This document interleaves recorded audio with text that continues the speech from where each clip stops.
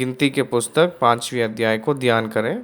इस अध्याय में लिखा हुआ वचनों की संख्या 31 है। इस 31 वचनों की विवरण ये है कि पहला 4 वचनों को देखें तो छावनी में जितने भी अशुद्ध लोग हैं उन सबों को छावनी से बाहर निकाल देना। 5वीं आयत से लेकर 8वीं आयत तक विश्वासघात किए हुए लोग 20% विश्वासघात किए हुए धन उसको और अधिक प्रतिशत जोड़कर किस रीति से उस अपराध का क्षति पूर्ति करना रेस्टिट्यूशनल लॉ कहकर कहते हैं। इसको 9 और 10 वचनों में पवित्र की हुई वस्तुओं को याजक के पास लाए तो वो उन्हीं लोगों का होगा। उसके बाद 11वीं वचन से लेकर 31 वचन तक जो बीच में पति और पत्नी के संबंधित एक प्रत्येक रूप का विवरण दिया गया है, वो ये है कि पति को पत्नी के ऊपर लगा हुआ रोष कंफर्म हुआ या ना हुए तो भी, प्रतिफल दिखे या ना दिखे तो भी, उस रोष के लिए दिया गया हुआ नियम कानून 11 वचन से लेकर 14 वचन तक इस वचनों में उस रोष निवारण करने के लिए देने वाली एक अर्पण 15 से लेकर 20वीं वचन तक लिखा हुआ वचनों में दिया गया है। उस रोष के लिए परीक्षा 21वीं आयत से लेकर 31 वचन तक। इस रीति से हम लोग देखें सो जब इस 31 वचनों में भी इजरायलियों के जनता में लाश को छुए हुए लोग और श्रुतिपूर्ति प्रमेह के कारण और कोड़ियों के कारण छावनी से बाहर भगाना है, और पति को आया हुआ परिपूर्ण रोष के बारे में। अगर पति का रोष का मतलब वो एक ईर्ष्या कह सकते हैं और शंक कह सकते हैं, जेलस कहकर जो शब्द भी इस्तेमाल करते हैं, उस स्त्री के ऊपर जो पवित्रताई के ऊपर उस पति को हुआ एक ईर्ष्या कह सकते हैं, नहीं तो डाह कह सकते हैं, शंक कह सकते हैं, प्रतिकार कह सकते हैं, बदला कह सकते हैं। उस विषयों में अगर वो निर्दोष निरपराध दिखाई देगा तो परमेश्वर की आशीष को वो एक कारण होगी। अगर उस स्त्री ने दोषी ठहरा जाएगा तो इस्राएलियों के बीच में अपमान पाकर उनके पैर गिरा हुआ स्त्री के समान दिखाई देगी। इसका विवरण हम लोग वचन के बाद वचन को बारी बारी से ध्यान करें।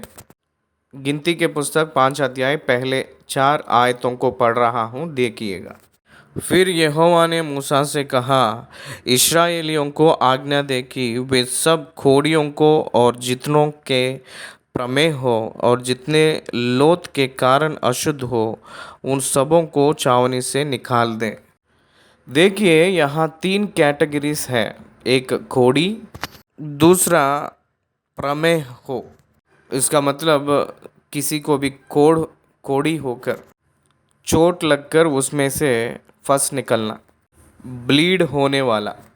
तीसरा व्यक्ति लोथ यानी लाश को छुआ हुआ व्यक्ति। क्यों उन लोगों को छावनी से बाहर करवा रहे हैं, क्यों उन लोगों को निकाल दे रहे हैं?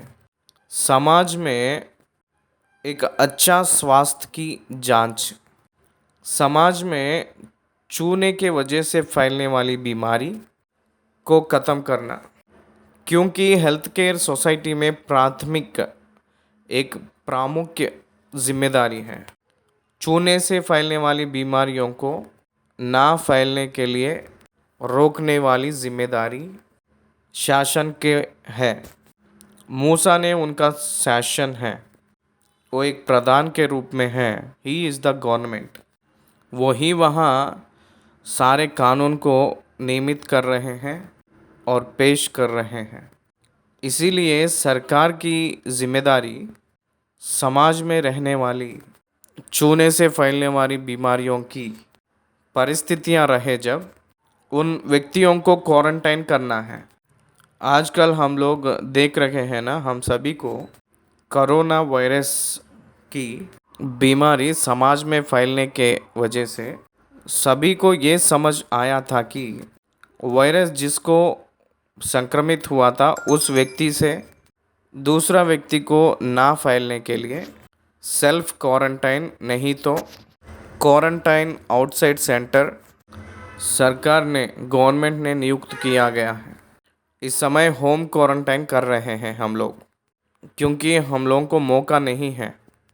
कुछ दिन पहले तो एम्बुलेंस में आकर उन लोगों को पिकअप करके लेकर जाते थे और दूर में एक कोई भी स्कूल में कॉलेज में रखकर उन लोगों को सारे सुविधा करवाते थे। उन लोगों को outside the campus, outside the city रखने के लिए कारण ये था कि उन लोगों के ऊपर क्रोध नहीं, उन लोग वो उस प्रमेह से छुटकारा पाना है, उन लोग सही से रहना है, उन लोगों के साथ बाकी सारे प्रजा जनता सुरक्षित रहना है। उस पर्पस के लिए अलग करने के लिए कहे थे। इस शब्द जो निकाल देने का जो शब्द का मतलब यह है कि अलग से रखना, क्वारंटाइन करना कहकर हम लोग समझना है, क्योंकि they should not be touched, उन लोगों को कोई नहीं छूना है। आप लोग देखे होंगे कोरोना का फर्स्ट वेव जब आई थी, वैद्यों ने वैद्य करते समय वो लोग घर वापस आकर उस फाटकों पे 10 कदम पहले ही बाहर ही खड़े होकर उनके बच्चों को हाथ दिखाकर टाटा बाय बाय करके चले जाते थे, क्योंकि ये लोग छूने वाली बीमारियों के संबंधित थे। कंटेजियस डिसीजेस के कारण उन लोग दूर रहने का ज़रूरी पड़ता था। आज के ज़माने में हम लोग 21वीं शताब्दी में ये हम लोग देख रहे हैं, परंतु ईस्वी पूर्व में ही 1450 साल पे ही परमेश्वर ने ये सारी सावधानियां कहे थे। ऐसों को चाहे पुरुष हो चाहे स्त्री छावनी से निकाल कर बाहर कर दे। कहीं ऐसा ना हो कि तुम्हारी छावनी जिसके बीच मैं निवास करता हूँ उनके कारण अशुद्ध हो जाए। और इस्राएलियों ने वैसे ही किया, अर्थात ऐसे लोगों को छावनी से निकालकर बाहर कर दिया जैसा यहोवा ने मूसा से कहा था। इस्राएलियों ने वैसा ही किया। इसके वजह से छावनी में पवित्रता आई, छावनी में प्रभु का निवास के कारण से उन लोगों ने ये जो काम किए थे। उसके बाद 5वीं आयत से लेकर 8वीं वचन के बीच में जो लिखा हुआ वचन, विश्वासघात करे तो उन लोग जो किए हैं अपराध उसको मानना है। पढ़ रहा हूँ, ध्यान दीजिए। फिर यहोवा ने मूसा से कहा, इस्राएलियों से कह कि जब कोई पुरुष या स्त्री कोई ऐसा पाप करके जो लोग किया करते हैं यहोवा का विश्वासघात करे और वह प्राणी दोषी हो, तब वह अपने किया हुआ पाप मान ले और पूरी श्रुतिपूर्ति में 5वां अंश बढ़ाकर अपने दोष के बदले में उसी को दे जिसके विषय दोषी हुआ हो। परंतु यदि उस मनुष्य का कोई कुटुंबी ना हो जिसे दोष का बदला बर दिया जाए, तो उस दोष का जो बदला यहोवा को बर दिया जाए वह याजक का हो और वह उस प्रायश्चित वाले मेढ़े से अधिक हो जिससे उसके लिए प्रायश्चित किया जाए। देखिए, कोई भी दूसरा व्यक्ति को विरुद्ध अपराध किए तो कितना वो अगला वाला नष्ट हुआ है, उस नष्ट को पूरा देना और उसी के साथ 20% अधिक रूप में अधिक देकर उस नष्ट को पूरा करना है। क्या आप समझ रहे हैं? उसका पाप वो ही तुरंत मानना है। ये समाज में परमेश्वर ने नियुक्त किए हैं।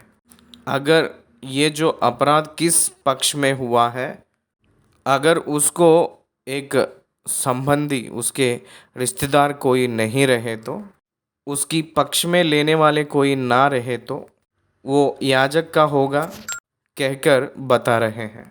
9 और 10 आयतों में इस्राएलियों में लेकर आने वाले पवित्र वस्तुएं, प्रतिष्ठित हर एक वस्तु भी याजकों का ही होगा। और जितनी पवित्र की हुई वस्तुएं इस्राएली उठाई हुई भेंट करके याजक के पास लाए, वे उसी की हो।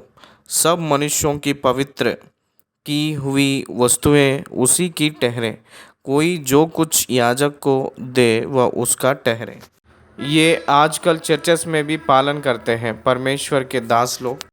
कोई भी कुछ भी वो भेंट दिए तो भी वो उन लोग इंडिपेंडेंटली लेते जैसा हमको दिखाई दे रहा है। उसके बाद 11 वचन से लेकर 14 वचनों के बीच में एक अच्छा सा कानून नियुक्त किया गया है। वो क्या है हमें देखे। 11वीं आयत, फिर यहोवा ने मूसा से कहा, इस्राएलियों से कह कि यदि किसी मनुष्य की स्त्री बुरी चाल चलकर उसका विश्वासघात करे, इसका मतलब यह है कि विवाह हुए के बाद में, ब्याह हुए के बाद में पत्नी पति को अनाज्ञाकारिता होकर दूसरा पुरुष से कुकर्म करे तो, और कोई पुरुष उसके साथ कुकर्म करे, परंतु यह बात उसके पति से छिपी हो और खुली ना हो और वह अशुद्ध हो गई, परंतु ना तो उसके विरुद्ध कोई साक्षी हो और ना वह कुकर्म करते पकड़ी गई हो, और उसके पति के मन में जलन उत्पन्न हो, अर्थात वह अपनी स्त्री पर जलने लगे और वह अशुद्ध हुई हो, या उसके मन में जलन उत्पन्न हो अर्थात वह अपनी स्त्री पर जलने लगे परंतु वह अशुद्ध ना हुई हो, तो वह पुरुष अपनी स्त्री को याजक के पास ले जाए। उसके बाद देने वाले चीज़ों के बारे में बात कर रहे हैं।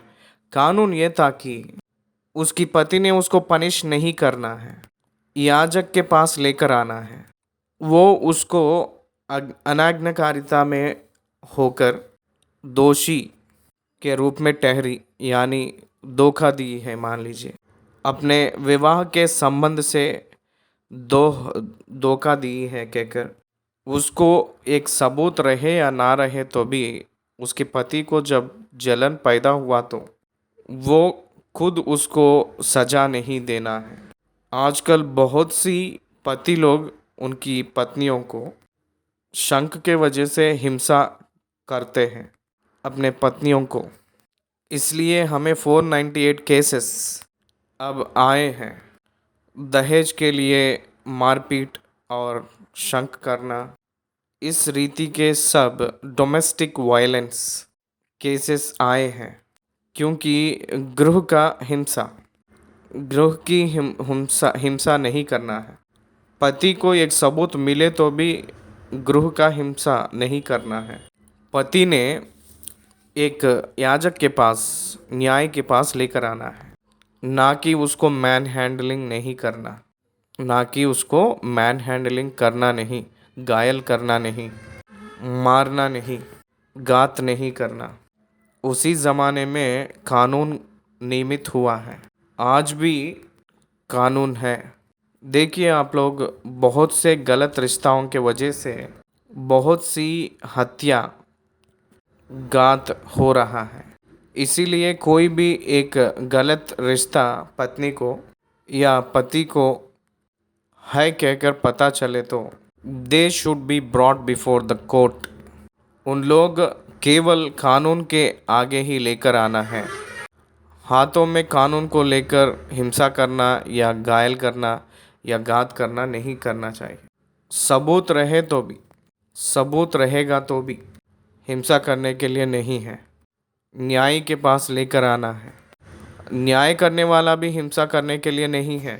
न्यायाधीश के लिए एक कानून है, उसके बारे में बता रहे हैं 15वीं आयत से लेकर 20वीं आयत तक। एक अर्पण है, पढ़ रहा हूँ। तो वह पुरुष अपनी स्त्री को याजक के पास ले जाए और उसके लिए यपा का 10वां अंश जौ का मैदा चढ़ाव करके ले आए, परंतु उस पर तेल ना डाले, ना लोबान रखे, क्योंकि वह जलन वाला और स्मरण दिलाने वाला अर्थात अधर्म का स्मरण करने वाला अन्न बलि होगा। वो परमेश्वर के लिए देने वाली एक साधारण अन्न बलि नहीं है, ये अधर्म को स्मरण करने वाली अन्न बलि है। इसलिए उसके ऊपर तेल डालना नहीं, वो अधर्म से रिलेटेड है, इसलिए वो आराधना के लिए नहीं है कहकर अर्थ आ रही है। उस पे लोबान भी नहीं डालना है, क्योंकि वह जलन वाला और स्मरण दिलाने वाले अर्थात अधर्म का स्मरण करने वाला अन्न बलि होगा। तब याजक उस स्त्री को समीप ले जाकर यहोवा के सामने खड़ा करे। यहोवा के सम्मुख खड़ा करने का मतलब यह है कि उसको मंदिर में ले जाकर उस गेट के पास ले आकर खड़ा करना है। और याजक मिट्टी के पात्र में पवित्र जल ले और निवास स्थान की भूमि पर की धूल में से, यानी मिलाप वाली तंबू के निवास स्थान जो है उस भूमि का धूल में से कुछ लेकर उस जल में डाल दे। तब याजक उस स्त्री को यहोवा के सामने खड़ा करके उसके सिर के बाल बिखराए और स्मरण दिलाने वाले अन्न बलि को जो जलन वाला है उसके हाथों पर धर दे। इसका मतलब शी मस्ट कमिट, वो एक वादा करना है, वो अपने आप को कबूल करना है।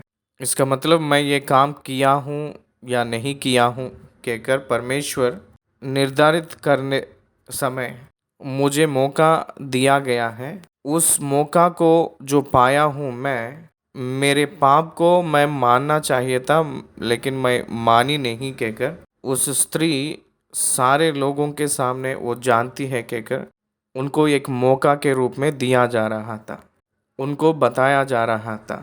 इसीलिए याजक उस स्त्री को यहोवा के सामने खड़ा करके उस धूल को पवित्र पानी में जल में डालकर तोड़ा, उसके सिर के बाल बिखराए और स्मरण दिलाने वाले अन्न बलि को जो जलन वाला है उसको उसके हाथों पर धर दे और अपने हाथ में याजक कड़वा जल लिए रहे जो शाप लगाने का कारण होगा। तब याजक स्त्री को शपथ धरवा कर कहे कि यदि किसी पुरुष ने तुझसे कुकर्म ना किया हो और तू पति को छोड़ दूसरे की ओर फिर के अशुद्ध ना हो गई हो, तो तू इस कड़वे जल के गुण से जो शाप का कारण होता है बची रहे। पर यदि तू अपने पति को छोड़ दूसरे की ओर फिर के अशुद्ध हुई हो और तेरे पति को छोड़ किसी दूसरे पुरुष ने तुझसे प्रसंग किया हो, तो और याजक उसे शाप देने वाली शपथ धरा कर कहे यहोवा तेरी जंग सड़ाए और तेरा पेट फुलाए और लोग तेरा नाम लेकर शाप और धिक्कार दिया करें, अर्थात वह जल जो शाप का कारण होता है तेरी अंतड़ियों में जाकर तेरे पेट को फुलाए और तेरी जंग को सड़ा दे, तब वह स्त्री कहे आमीन आमीन। इसका मतलब उस व्यक्ति ने उस वादा के लिए, उस शपथ के लिए मैं कड़ी रही हूँ कहकर वो उस शपथ को स्वीकार करना है। देखिए पाप की कठिनत्व कितना भयंकर है। अगर वो पति को धोखा देकर दूसरे पुरुष के साथ रही तो वो मान ली तो वो अलग है, अगर नहीं मानकर वो शपथ पे खड़ी हो गई, इसी के कारण उसकी पाप के वजह से परमेश्वर की सज़ा उसके ऊपर आ रही है कहकर कहा जा रहा है। तब याजक शाप के ये शब्द पुस्तक में लिखकर उस कड़वे जल से मिठा के उस स्त्री को वह कड़वा जल पिलाए उस स्त्री को वह कड़वा जल पिलाए जो शाप का कारण होता है, और वह जल जो शाप का कारण होगा उस स्त्री के पेट में जाकर कड़वा हो जाएगा। और याजक स्त्री के हाथ में से जलन वाले अन्नबलि को लेकर यहोवा के आगे हिलाकर वेदी के समीप पहुँचाए। और याजक उस अन्नबलि में से उसका स्मरण दिलाने वाले भाग अर्थात मिट्टी भर लेकर वेदी पर जलाए, और इसके बाद स्त्री को वह जल पिलाए। और जब वह जल पिला चुके, तब यदि वह अशुद्ध हुई हो और अपने पति का विश्वासघात किया हो, तो वह जल जो शाप का कारण होता है उस स्त्री के पेट में जाकर कड़वा हो जाएगा, और उसका पेट फूलेगा और उसकी जंघ सड़ जाएगी, और उस स्त्री का नाम उसके लोगों के बीच शापित होगा। देखिए, उस स्त्री पाप में रहे तो उसकी जंघ सड़ जाएगी, उसका पेट फूल जाएगा। उसके वजह से उस स्त्री ने निरंतर इस्राएलियों के बीच में अपवित्र स्त्री के रूप में दूसरे पुरुष को पाई हुई एक व्यभिचारी कहकर वो एक निरंतर बुरे नाम से रहेगी। अगर वो वैसा ना होकर वो पवित्रताई के साथ ही रही, तो यदि वह स्त्री अशुद्ध ना हुई हो और शुद्ध ही हो, तो वह निर्दोष ठहरेगी, वो गर्भवती होगी।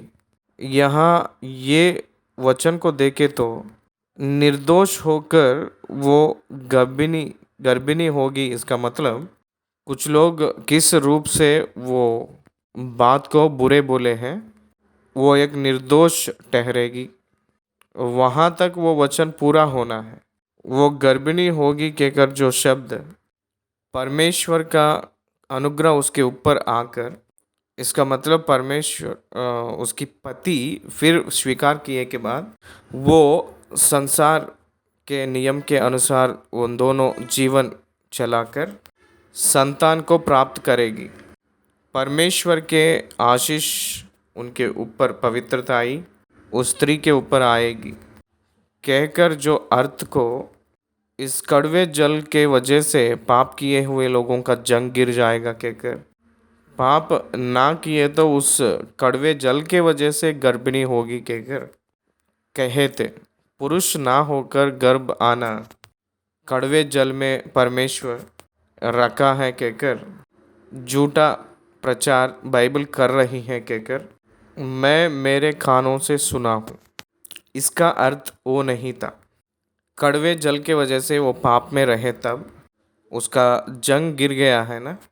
वो पाप में ना रहकर रहा हुआ स्त्री है तो वो आशीषित हुए जैसा उसके पति उसको स्वीकार करके उसके बाद परमेश्वर की आशीष के वजह से उस स्त्री ने गर्भिणी होगी कहकर अर्थ आ रही है।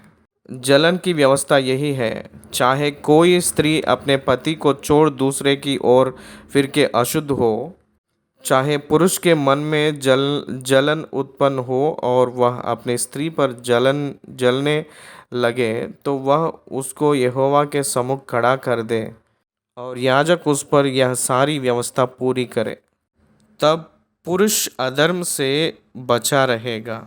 मन में शंक रखकर संसार के नियम को चलाने के लिए पुरुष को अधिकार नहीं है। उससे रोकथाम के उस स्त्री को स्वीकार करना है उतना ही, लेकिन मानसिक तौर से हृदय में दूसरे भावना से उस स्त्री के साथ नहीं रहना है। इसलिए वो निर्दोष होना है। वो दोषी है कहकर अगर वो यकीन किए तो उससे शारीरिक संबंध वाली संबंध को नहीं बढ़ाना है। उस निर्दोषपन पूरा हुए तो ही फिर से उन दोनों के विवाह के संबंध चलेगी। परमेश्वर ने व्यभिचार को खंडन किए हैं। परमेश्वर अपवित्रताई को, शारीरिक अपवित्रताई को बहुत कठिन रूप में नियुक्त करते हैं और स्त्री अपने अधर्म का बोझ आप उठाएगी। इसीलिए परमेश्वर का वचन 5वीं अध्याय में पति पत्नी के बीच में रहा हुआ उस जलन विषय में, रोष विषय में हुआ विधि रीति यहाँ कहा गया है। 5वीं अध्याय खत्म हुआ है। धन्यवाद।